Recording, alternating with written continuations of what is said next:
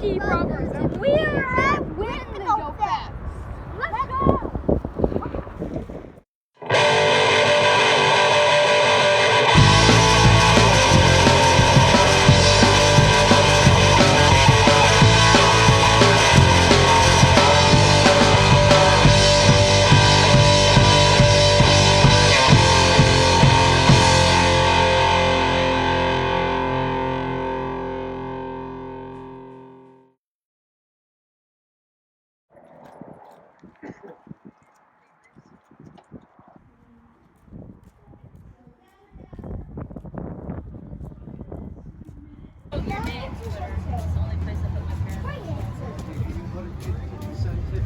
T-shirts for sale, t-shirts for sale, t-shirts for sale, t-shirts. Anyone want some t-shirts? Are you one?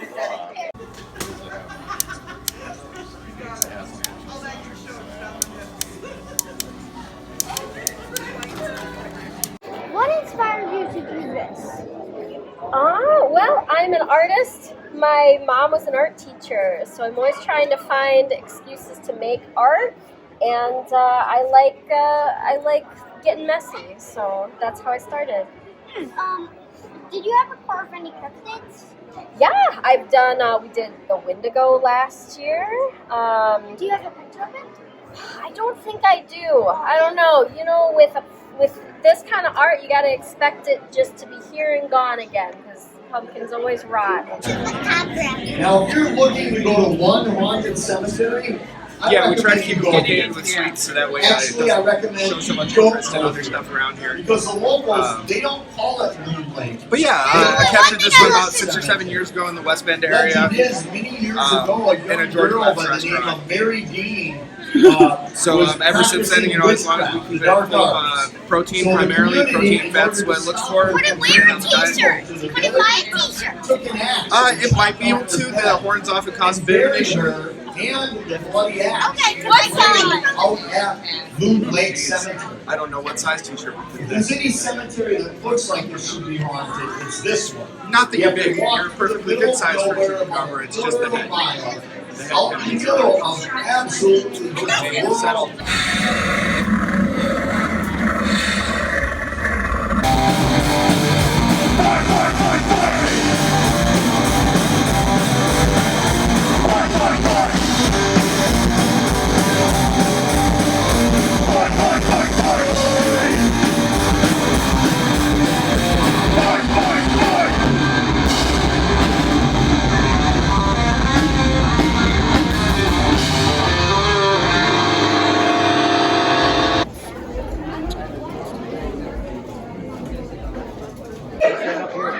Get Melanie! Get her! She yeah, I'll be back. Alright. Man, we won the trophy, the second place is kids trophy for the costume contest.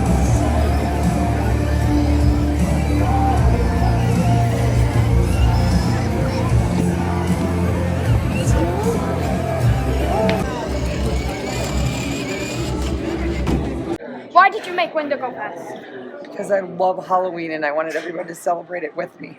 Kick off Halloween season. What's your favorite cryptid that's not the Windigo? The Sasquatch. What was the first year Windigofest happened? So this is our 7th year, so I think that was 2017. Yeah, 2017. I got it. There is no peephole. You gotta kind of like see, you gotta feel it with your hands. That's the cursor going right in the cursor. Were you involved anywhere with making this game? I was not, but if you look on the credits though, my name is there on the bottom because I'm helping them get the word out about how to play the game and get followers there. What are your plans for the game? Plans right now is kind of like taking it, setting up as is, kind of like a carnival style thing, to bring back the arcade kind of feel. We're kind of playing around with the idea of like releasing it, but we haven't really gotten so far yet. This is we literally finished this at 4 in the morning on Thursday. So this is the very first spot that we've had to take it. What's your favorite cryptid? Oh, good question. That would be, I can't remember the name, but it's this thing that's really ugly and sad and cries and its tears fall wherever it goes. It's a squawk. Yeah, the squawk. That's it. Yeah. That's what I was thinking too. Why did you make this game in the first place? So I was working for a bar at the time, Schuler's Great Expectations, and we had this Halloween event, and I wanted to do a zombie airsoft thing. So when I did that, it was just going to be a picture of a zombie that you shoot. And then a couple buddies I got together, I'm like, all right, well, I'm an animator. So I animated the sequencing for the zombies. And the first game we had, we actually just shot it with an airsoft gun, like with BBs, and we had little stick-on targets. And I realized it wasn't as fun. So my buddy Tommy Doyle, he runs 9D Studios. He got the other thing. He said, you know, we can actually make this where you shoot them, the heads will explode. And I'm like, all right, that sounds awesome. So it just started as a small, like, just carnival game idea, and it just kind of grew from other people's enthusiasm. I want to make different zombies. So as an animator, for every like 10 seconds, that's 100 pictures you gotta draw.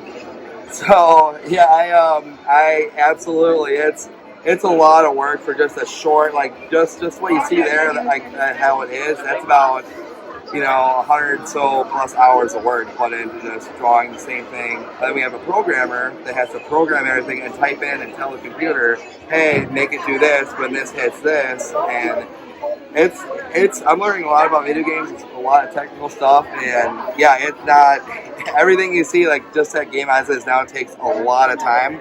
We're hoping to gradually just add more and more as it goes on. Like just this is version 1. We're working on just consistently updating it, having like different styles. Working with a lot of amazing people. Shannon Vicarious does a lot of the soundtrack, and when I saw we had this person doing the music, I'm like, all right, now I got to make my stuff more cooler. And my buddy showed me his stuff he does with programming. We're all kind of challenge each other to make stuff better than it is, and it's just really cool to see it all come together. Flatbed Spider make all these cryptids in the first place? Well, they're Martians. They're a creature from Mars that is a combination of the rat, the bat, and the spider, right? So when they came here, they discovered that living amongst them are other creatures that are combinations of other, like the shark and the Sasquatch makes the shark squatch. The chupacabra and an octopus makes the chupacoctopus. The Mothman and a manatee makes the moth manatee. Do you know who are the guys who made the cryptids? It would be Chris Rat, Colin Bat, Doug Spire, and Ryan Remains. Yes. What's your favorite cryptid? Of all of them, or of Rat Bat Spider's cryptids? It could be from Rat Bat Spider or just from any. Then it's got to be the Sasquatch. The Windigo, but I don't think of the Windigo like most people think of the Windigo. I have a weird concept, a weird spin on her. So I do. Okay. What inspired you to make this art? So when I was at my first Windigofest 2 years ago, I was hearing them talk about the Windigo, right? And like the history behind it. And I had this theory of what if the Windigo was really a woman who wanted to be left alone back in the pioneer days. And it was really dangerous for women to be left alone. So she pretended to be a monster to scare people away to keep her safe.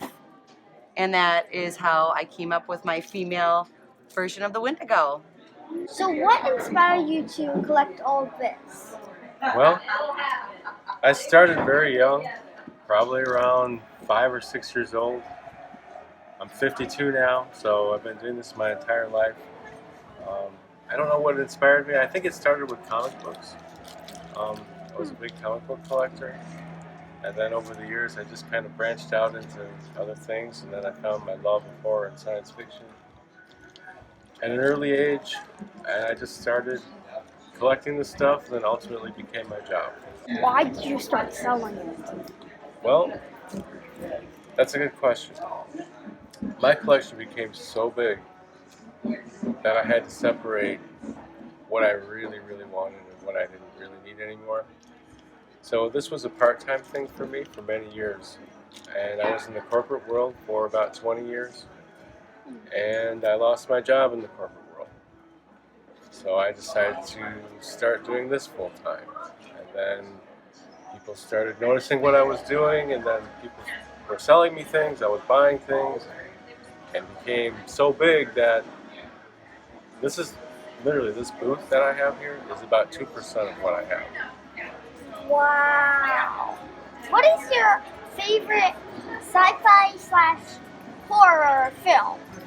That's a very, very good question.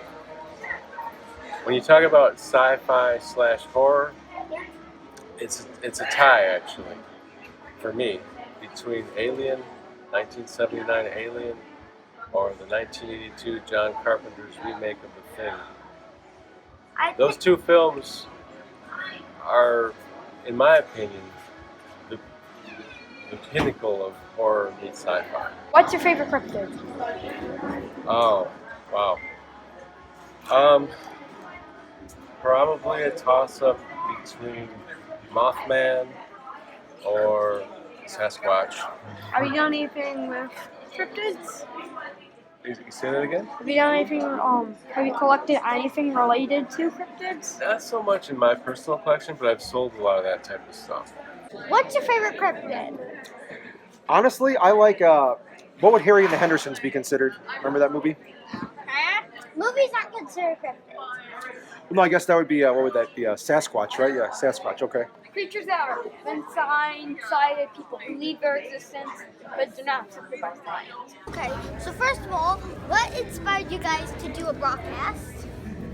We just love horror hosting. It's a fun tradition. We love all the things associated with monsters, monster movies, anything haunted, cryptid, so it all kind of went together with we could bring everything we love together. We like bringing that creep factor to people, and some older people, they really like the older movies, and it reminds them of their childhood, and that makes us happy to be able to bring that to them. So it's a work of art, and it's quite fulfilling for us, I would say. What's your favorite cryptid? My favorite cryptid? Oh gosh, I think Mothman is my favorite, followed by Nessie. I kind of have a soft spot for Momo. Momo? What's Momo? The Missouri monster. I never heard of it. Huh? Oh, that will be one for your list then, right? Yeah. If you've never heard of it. Yeah, Louisiana, Missouri. Okay.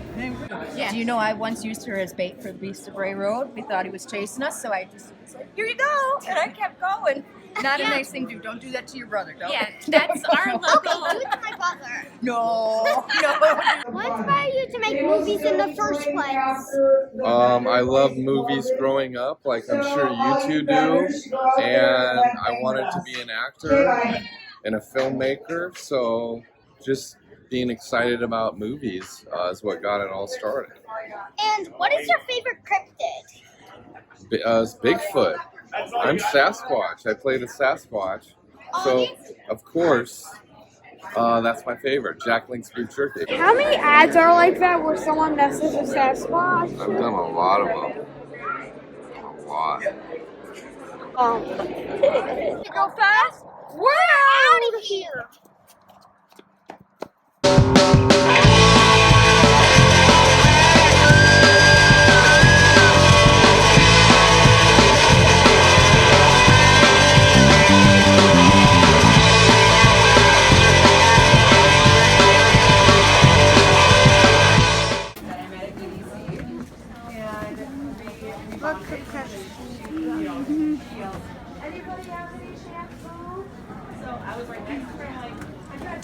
Yeah.